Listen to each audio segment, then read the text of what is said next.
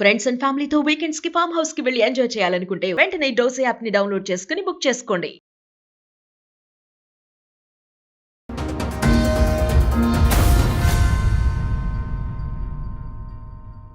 Madam నమస్తే అండి. నమస్తే.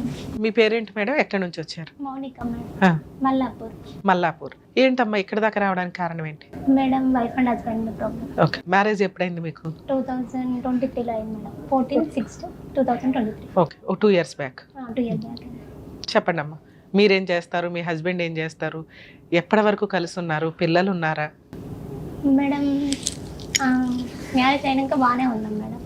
మా హస్బెండ్ వ్యవసాయం చేస్తారు, కౌలు బట్టి చేస్తారు. అయితే బాగానే ఉన్నాము. ఒక 1-2 months అట్లా మంచిగానే ఉండే. ఒక అమ్మాయి సంధ్య అనే అమ్మాయి మా హస్బెండ్కు పరిచయం ఉందంట మేడం. సంధ్య అనే అమ్మాయి పరిచయం ఉందంట మీ హస్బెండ్కి. ఎన్ని ఎకరాలు ఉన్నాయి మీ హస్బెండ్ వాళ్ళకి?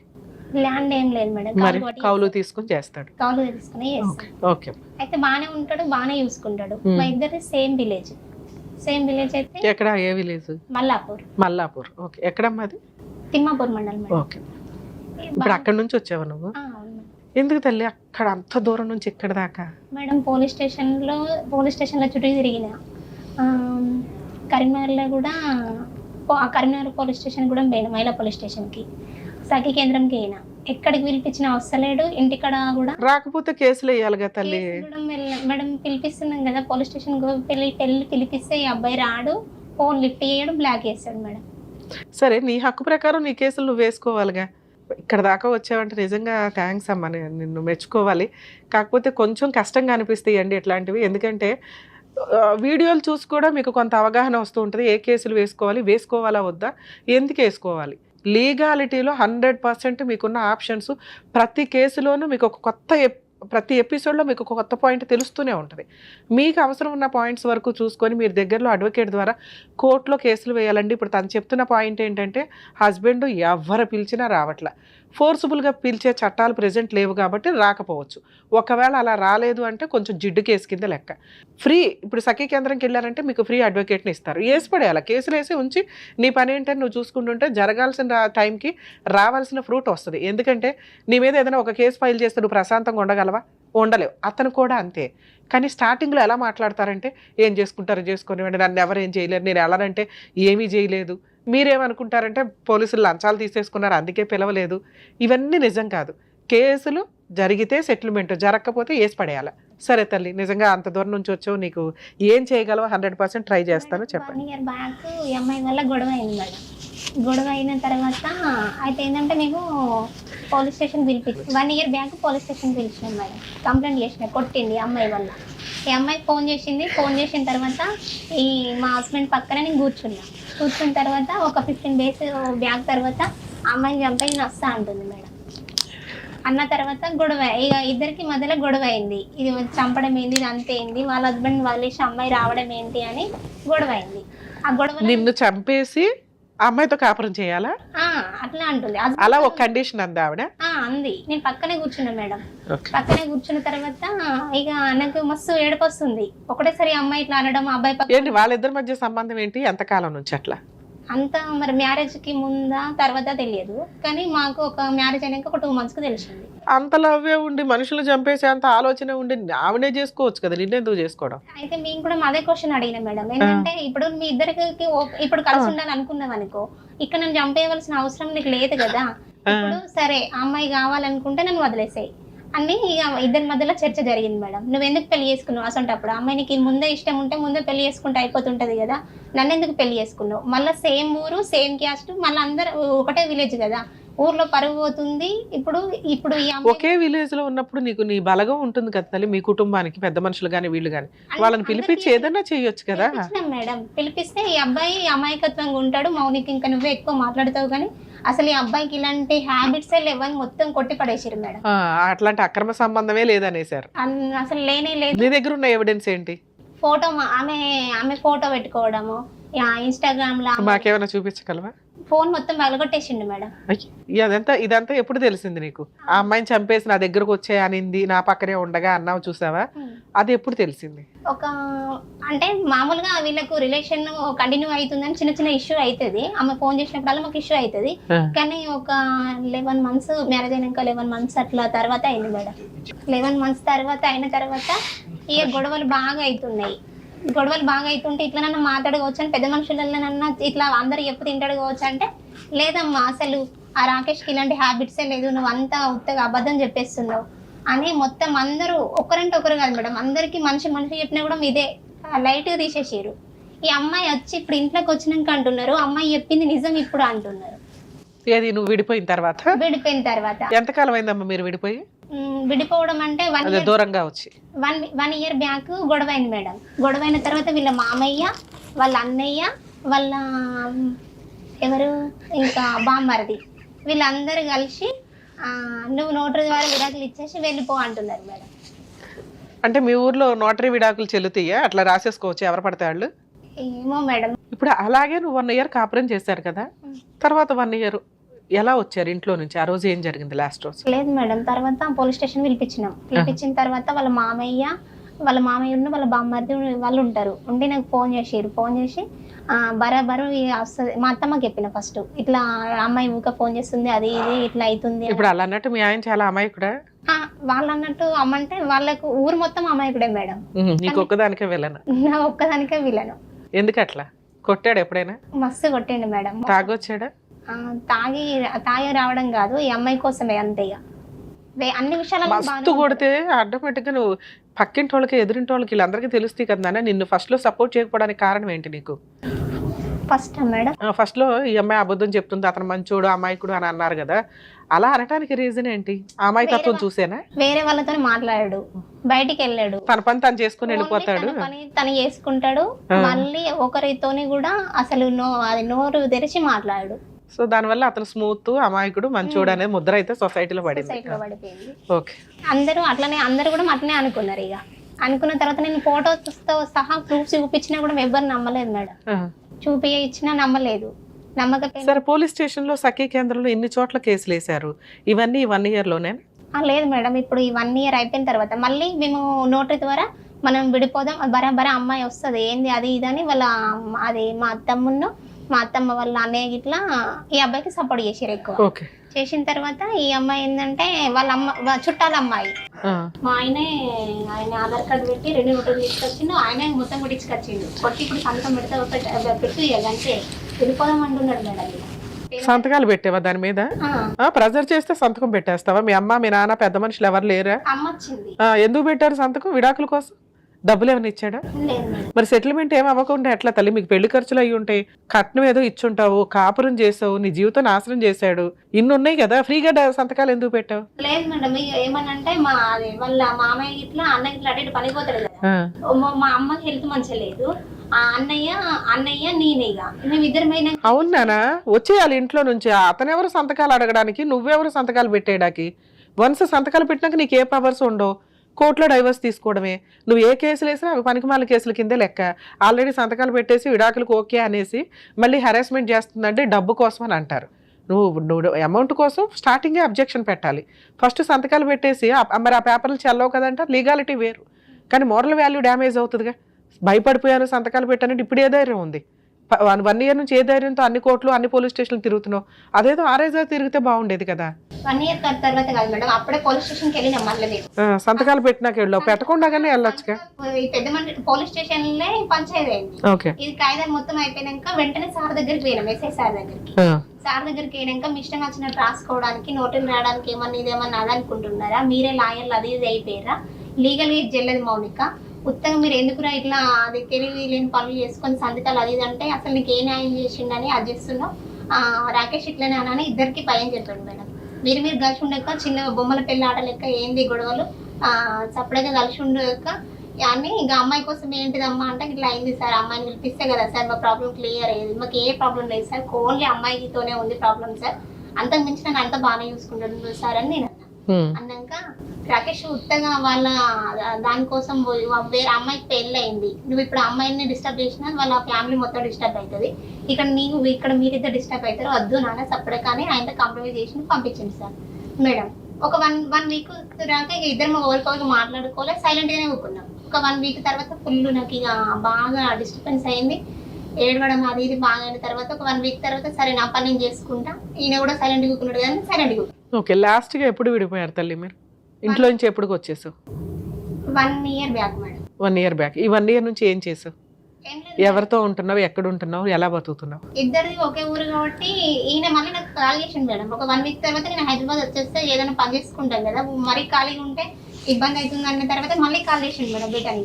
రిటర్న్ కాల్ చేసి మనం విడిపోవడం ఎందుకు, అమ్మాయి అత్తమ్మ వాళ్ళ ఇంటికాడ వాళ్ళ అత్తగారి ఇంటికాడ ఉన్నది, ఇప్పుడు మన ఇద్దరు గొడవల వల్ల ఇప్పుడు మళ్ళీ వాళ్ళ ఫ్యామిలీ డిస్టర్బెన్స్ అవుతుంది, వద్దు అని చెప్పింది మేడం. ఏం చెప్తున్నావు తల్లి? అమ్మాయి వాళ్ళ అత్తగారి ఇంట్లో ఉందా? వాళ్ళ అత్తగారి అంటే అమ్మాయికి పెళ్ళయింది, అమ్మాయి అయినా నిన్ను చంపేసి వస్తే చేసుకుంటదా?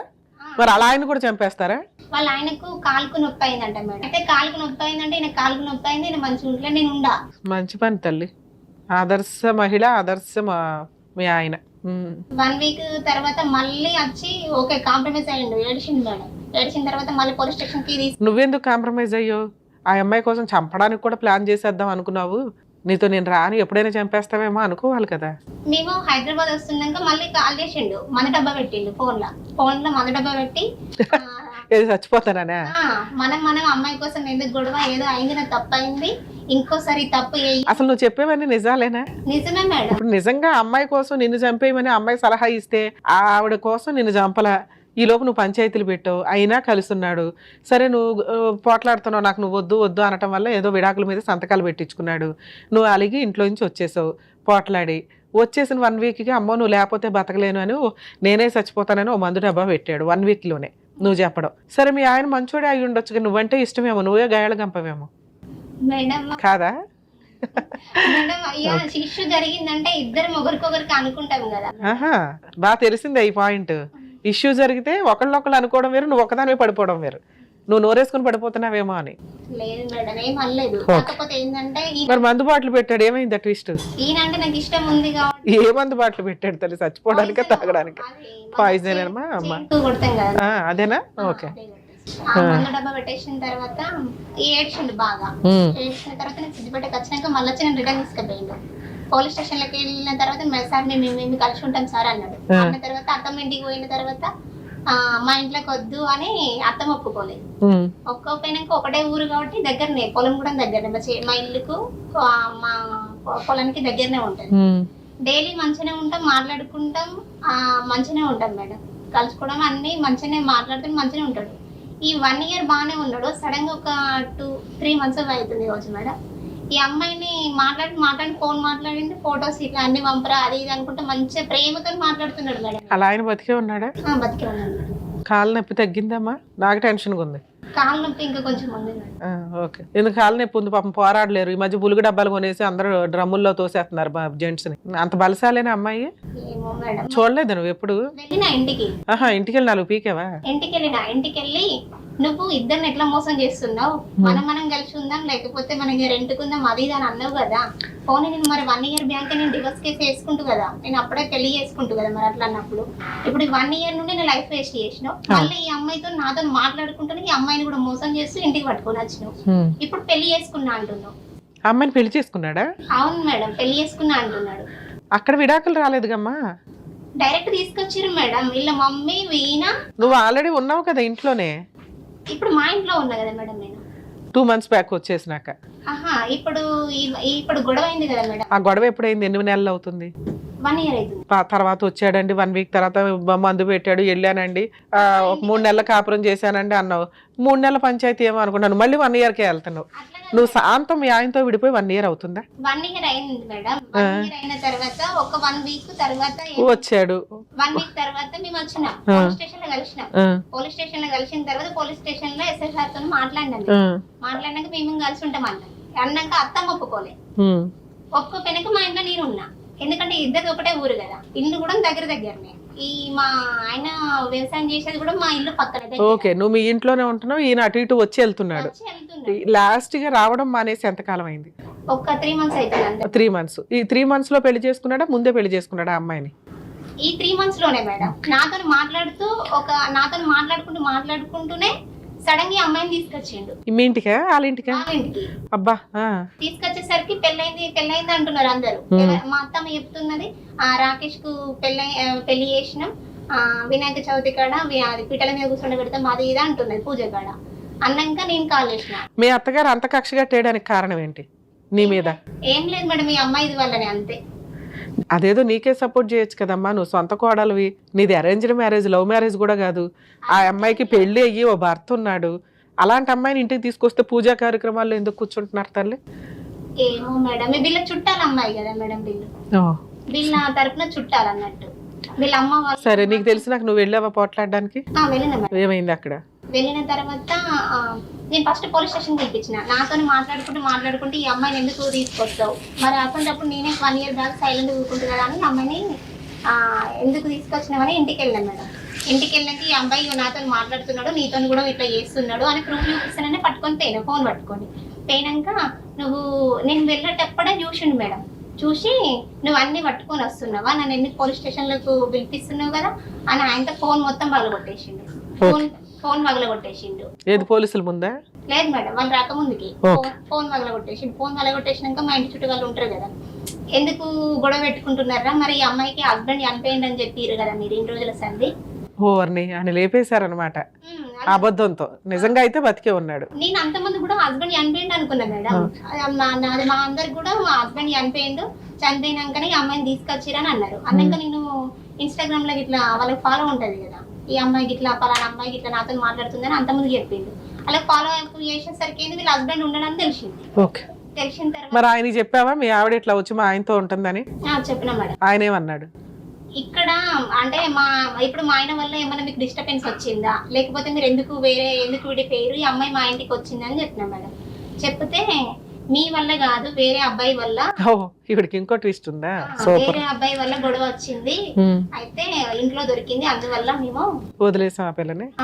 అయితే ఈ అమ్మాయిని ఇంటికి రానివ్వట్ల అని చెప్పిండు. చెప్పిన తర్వాత మరి రాకేష్ వల్ల ఇట్లా ఏమైనా గొడవ పెట్టుకున్నారా అని మీరు అడిగితే లేదమ్మా, అసలు రాకేష్ అంటేనే నాకు తెలియదు, ఇక్కడ ఉండే దాని వల్లనే. ఇప్పుడు నీ వల్ల ఇంకో రాకేష్ ఒకడు ఉన్నాడని తెలిసింది అతనికి. అతని దృష్టిలో ఏ రవియో పొల్లయ్యో ఎల్లయ్యో, అవునా? ఇప్పుడు రాకేష్ ఒకడు. ఓర్ని ఇప్పుడు ఈ ట్విస్టులు తెలిసి ఆయన అసలు ఓకే. ఇంటికి వెళ్ళినా అయితే వెళ్ళినాక నువ్వు ఎందుకు వస్తున్నావు అంటుంది మేడం. నన్ను ఎందుకు వస్తున్నావు అంటే నేను పెళ్లి చేసుకున్నా కూడా వస్తున్నా, మరి నువ్వు ఎందుకు వచ్చినావు అని నేను అడిగినా. పోలీస్ స్టేషన్ లో ఏమన్నారు? పోలీస్ స్టేషన్ కి రాకపోయినాక ఎందుకు వచ్చినావు అని అంటే నేను వైఫ్ ని కొట్టి వచ్చినా అని నేను అన్నా. అంటే నేను పెళ్లి చేసుకున్నా అని అమ్మాయి అన్నది. నువ్వు ఎట్లా పెళ్లి చేసుకుంటావా అంటే నేను 3 నెలల కింద పెళ్లి చేసుకున్నాను అమ్మాయి అన్నది మేడం. అంటే పెళ్లి చేసుకోవడానికి మరి సరే మీ హస్బెండ్ కి విడాకులు ఇచ్చినవా అని నేను అడిగితే మీ హస్బెండ్ విడాకులు ఇచ్చినవా అంటే నీ వల్లనే విడిపోయినామంటుంది మేడం. మరి అదేదో వాళ్ళ ఆయన పిలిపించి చెప్పమనకపోయావా? నువ్వు ఫేస్బుక్ లో పెడితే మేము విడిపోయినామంటే. ఫేస్బుక్ లో పెట్టావా వాళ్ళిద్దరు ఫోటో? లేదు మేడం, ఫేస్బుక్ లో పెడితే విడిపోయినామంటే అసలు మీ ఆయన ఎట్లున్నాడో తెలియదు. నువ్వు వచ్చినాక సెర్చ్ చేసిందే, నువ్వు వచ్చినాక సెర్చ్ చేసినావు. మీరు అందరూ ఈయన చనిపోయిన అంటేనే నేను సెర్చ్ చేసిన. సరే మీ ఆయనను పిలిపిమంటావా అని నేను అన్నా మేడం. మీ ఆయనను పిలిపిమంటాను అంటే అన్ని ప్రూఫ్ తో సహా పట్టుకొని వచ్చినావా నువ్వు అని కథ మీద మాట్లాడనిస్తలేడు. ఆమె ముందే ఇష్టం వచ్చినట్టు కొడుతున్నాడు నిన్ను. ఆమెనేమో నేను బరాబరి చేసుకుంటా, ఎక్కడ చెప్పుకుంటావు చెప్పుకోపో అంటుంది మేడం. సరే, ఇవన్నీ 2 months లో నడిచినాయి. ఇప్పుడు ఏంటి ఇక్కడ దాకా రావడానికి కారణం ఏంటి? ఏమన్నా కేసులు పెండింగ్ ఉన్నాయా కోర్టులో? కేసులు కోర్టులో ఏమీ లేదు మేడం. పోలీస్ స్టేషన్ లో గానీ ఎక్కడైనా పెండింగ్ ఉన్నాయా? FIR గానీ ఎట్లా? లేదు మేడం. ఎందుకు పోలీస్ స్టేషన్ లో గానీ సఖీ కేంద్రంలో గానీ ఇవన్నీ నీకు తెలుసు, ఒక ఐడియా ఉంది. అక్కడ కంప్లైంట్ ఎందుకు ఇవ్వలేదు? కేసులు ఎందుకు రిజిస్టర్ చేయలే? కేసు అంటే ఏంటంటే అడిగి పోయిన తర్వాత మీరు మాట్లాడుకోవచ్చు కదా అమ్మ. ఓన్లీ అమ్మాయికి హస్బెండ్ ఉన్నాడు కదా, ఏదో పెద్ద మనుషులను లేకపోతే ఇంటికి పోయో నువ్వు మాట్లాడుకోవచ్చు కదా అని వాళ్ళు చెప్తున్నారు. కూడా ప్రాబ్లం క్లియర్ అవుతుంది. కేసులు ఇదంతా పంచాయతీ పెట్టుకొని ఆ అబ్బాయిని ఎందుకు అది చేయడము, మీరు మళ్ళీ కేసులు పెట్టిన తర్వాత కూడా విడిపోతారు. ఎందుకు ఇంకా గొడవలు ఇష్యూ పెద్దగా అవుతాయి కదా అని ఎక్కడ పోయినా కూడా సరే, ఆ కాంప్రమైజ్ కి అతను రావట్లేదు కదా, అవునా? అతను రావట్లా. ఇప్పుడు ఈ 2-3 months లో నువ్వేమీ చేయలే, అటు ఇటు తిరిగావు, ట్రై చేసావు. ఇక్కడ దాకా ఎందుకు వచ్చావు? ఏం కావాలి నీకు? లేదు మేడం, ఇద్దరి లైఫ్లు కదా ఇక్కడ. అయితే ఈ అబ్బాయి ఇప్పుడు ఈ అమ్మాయి వచ్చి ఇక్కడ ఉండడం వల్ల ఇక్కడ నా లైఫ్ స్పైల్ అవుతుంది, ప్లస్ వాళ్ళ హస్బెండ్ లైఫ్ కూడా స్పైల్ అవుతుంది కదా. వీళ్ళకి ఏమైనా అర్థమయ్యేటట్టు చెప్తారా అని. ఇద్దరికి అర్థమయ్యేటట్టు చెప్పడం కంటే నీ ఒక్కదానికి అర్థమయ్యేటట్టు చెప్పడం బెటర్గా కదా. ఎందుకంటే వాళ్ళకి క్యారెక్టరే లేదు. నీ వల్ల విడిపోయారు అనేది అబద్ధం. ఓకే, నీ వల్ల గయ్యాళితనం విడిపోయారు. విడిపోవాలని నువ్వు డిసైడ్ అవ్వు. నీ కుటుంబం గురించి మాట్లాడదాం. ఆ అమ్మాయి ఎలాంటిదో నీకు ఒక ఐడియా ఉంది. నువ్వు చెప్పినవి నిజాలైతే మీ ఆయన నీలాంటి ఒక క్యారెక్టర్ ఉన్న అమ్మాయిని వదులుకొని ఆయన గోయ్యి ఆయన తవ్వుకున్నట్టు. ఎందుకంటే సొంత భర్తకే దిక్కాణం లేదు. అక్కడ సొంత భర్తకి ఫోన్ చేస్తే పలానా పొల్లయ్య ఉన్నాడు, మీ ఆయన సంగతి నాకు తెలియదమ్మా అన్నాడు. అలాంటిది మీ ఆయన ఒకడు యాడ్ అయ్యాడు. అలాంటి ఒక క్యారెక్టర్ లేని అమ్మాయి మీ ఆయన జీవితంలోకి వచ్చింది. ఇక్కడ తప్పెవరిది? మీ ఆయనది. వేరే అమ్మాయిని అనుకోవడం ఎందుకు? భార్య గయ్యాలి గంప.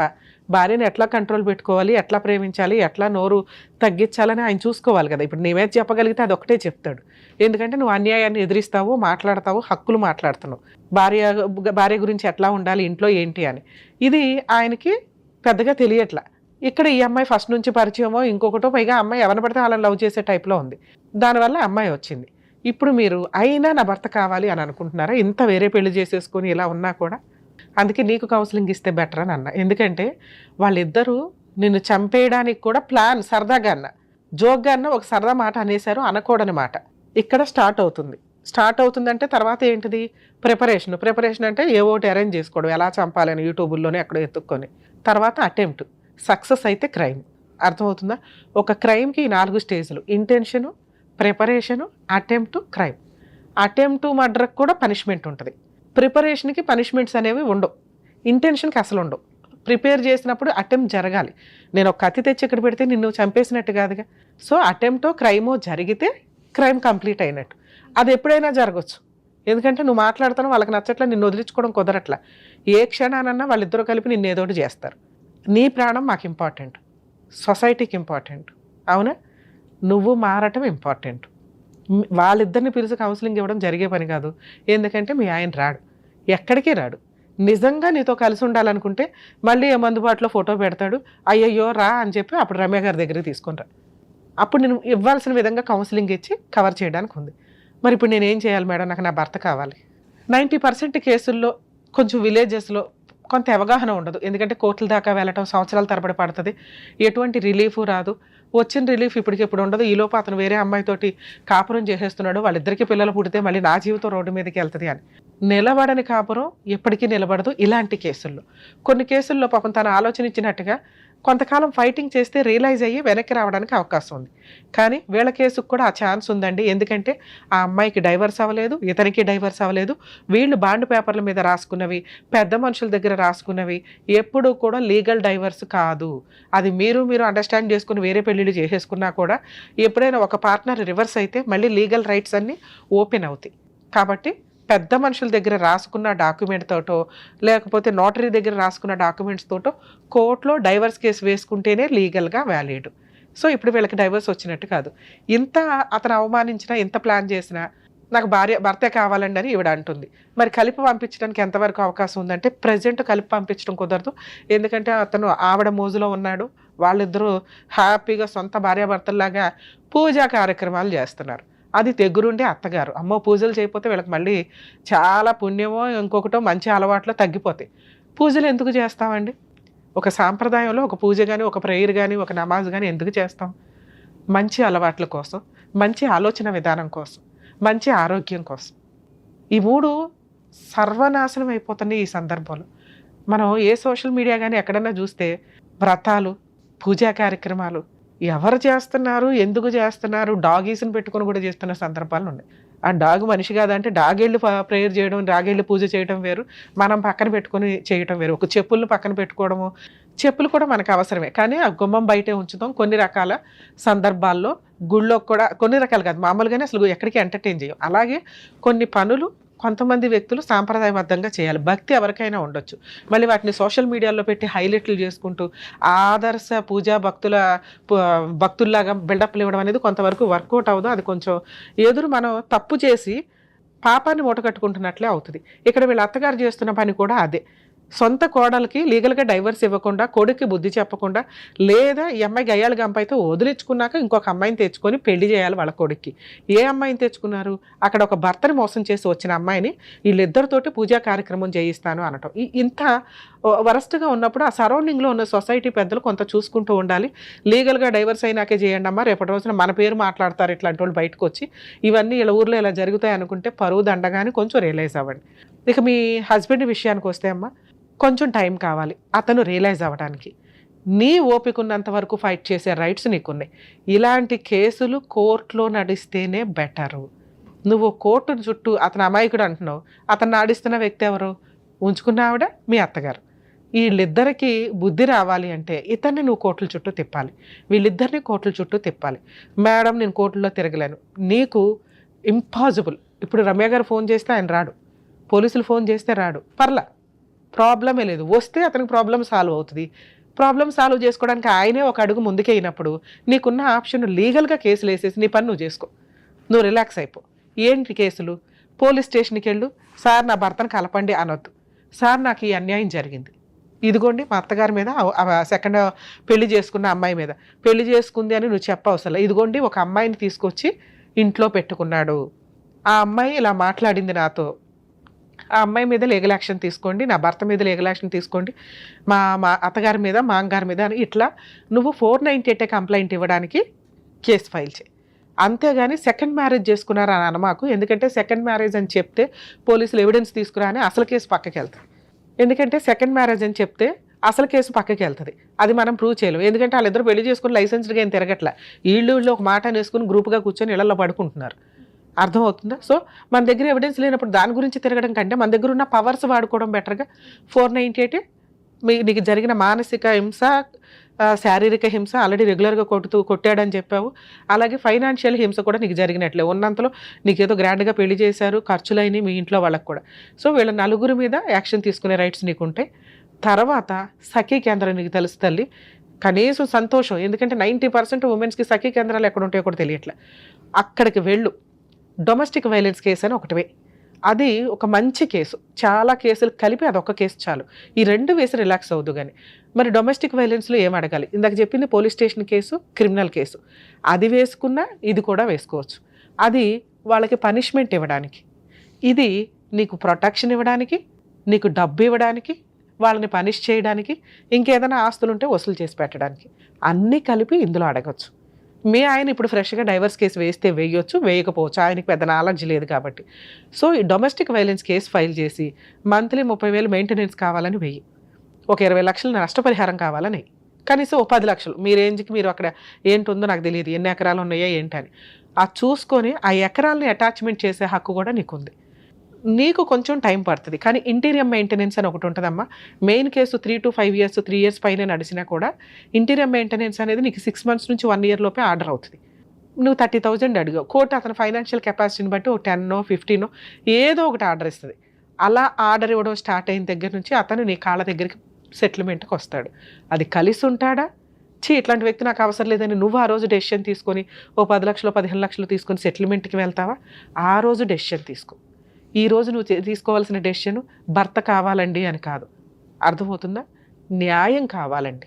ఏమి న్యాయం కావాలి? వీళ్ళు ఇట్లా తప్పు చేశారు కాబట్టి వీళ్ళు ఒక 2 సంవత్సరాలన్నా కోర్టు చుట్టూ తిరగాలి. నాకున్న పవర్స్ ఏంటో వాళ్ళకి తెలియాలి. ఒక ఆడపిల్లని మోసం చేస్తే ఏం జరిగిందో వాళ్ళకి తెలియాలి. అలాంటి ఒక రక్షణ ఇవ్వగలిగేది నీకు ఈ 2 కేసులు మాత్రమే.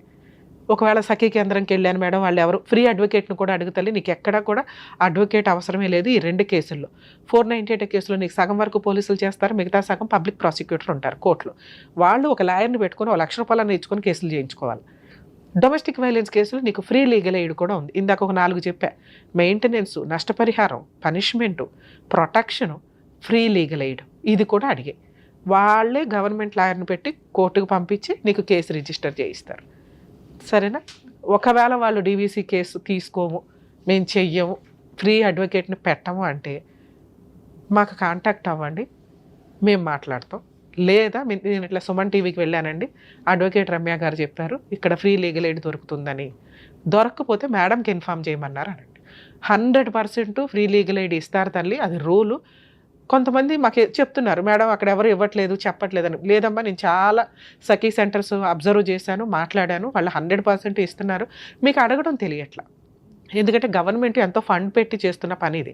సో మీకు అడగడం తెలియకపోవడం వల్ల ఎట్లా అవుతుందంటే, వాళ్ళు ఇవ్వట్లా, మేము వెళ్ళలేకపోతున్నాం, చెప్పే విధానం ఒకటి ఉంటుంది. పర్ఫెక్ట్గా చెప్పి ఇది నస కేసు అని అనిపించకూడదు కదా, కొంచెం అట్లా చెప్తే మీకు 100% ఫ్రీ లీగల్ ఎయిడ్ అయితే ఇస్తారు. దాంట్లో వెనక్కి తగ్గడం అనేది ఉండదు. ఓకేనా? నెక్స్ట్ నీకు కొంచెం భయం ఉంది, ఒకే ఏరియా కాబట్టి ఏమన్నా చేస్తారేమో అని, ప్రొటెక్షన్ తీసుకో. ఇవన్నీ నీకు దాంట్లో అడుగుతుంటే వాళ్ళే ఎదురు నీకు సజెషన్ చెప్పి ఇస్తారు. ఎందుకంటే మా వీడియోలో అంతకుముందు చూస్తే నీకు అర్థమవుతుంది. ఉమెన్ కమిషనర్తో మాట్లాడి మీకు అవేర్నెస్ తీసుకొని వచ్చాం. చాలా legal cell authority, Telangana state legal cell authority వాళ్ళతో కూడా డైరెక్ట్గా మాట్లాడి మీకు అవగాహన తీసుకొని వచ్చాం. సో కాబట్టి ఇలా ఫైనాన్షియల్గా వీక్గా ఉన్న వ్యక్తులు ఎవరైనా కానీ, మహిళలు ముఖ్యంగా, సఖీ కేంద్రాలకు వెళ్ళి మీరు ఫ్రీ లీగల్ ఎయిడ్ కూడా అడిగే అవకాశం ఉంటుంది. ఒకవేళ జెంట్స్ అడ్వకేట్లు పెట్టుకోలేని ఫైనాన్షియల్ పొజిషన్లో ఉంటే లోక్ అదాలత్ దగ్గరికి వెళ్ళి అక్కడ మీరు ఫ్రీ లీగల్ ఎయిడ్ అడగొచ్చు. ఇవన్నీ మాకు తెలియట్లేదు మేడం, ఈలోపు కేసు వేసేసారు అవతల వాళ్ళు అనుకుంటే కోర్టులో జడ్జి గారిని అడగొచ్చు. జడ్జి గారు అడ్వకేట్స్ని ఫ్రీ లీగల్ ఎయిడ్ కింద మీకు అపాయింట్ చేసి పెడతారు. సరేనా? ఇట్లా ధైర్యంగా పోరాడతాలి. ఇప్పుడు నీ భర్త కావాలి అనేది కరెక్ట్ కాదు, నీ భర్తకి బుద్ధి రావాలి, నీకు న్యాయం జరగాలనేది కరెక్ట్. నీకు న్యాయం జరగడం స్టార్ట్ అయ్యడానికి కొంచెం టైం పట్టినా కూడా, న్యాయం జరగడం స్టార్ట్ అయిన దగ్గర నుంచి ఆటోమేటిక్గా నీ కాళ్ళ దగ్గరికి సెటిల్మెంట్కి వస్తాడు. నా బెస్ట్ సజెషన్, ఇలాంటి వ్యక్తిని ఎంటర్టైన్ చేసుడు కంటే ఏదైనా ఒక 1 ఎకరం 2 ఎకరాలు రాయించుకోవడం బెటర్. సరేనా? All the best. జాగ్రత్త.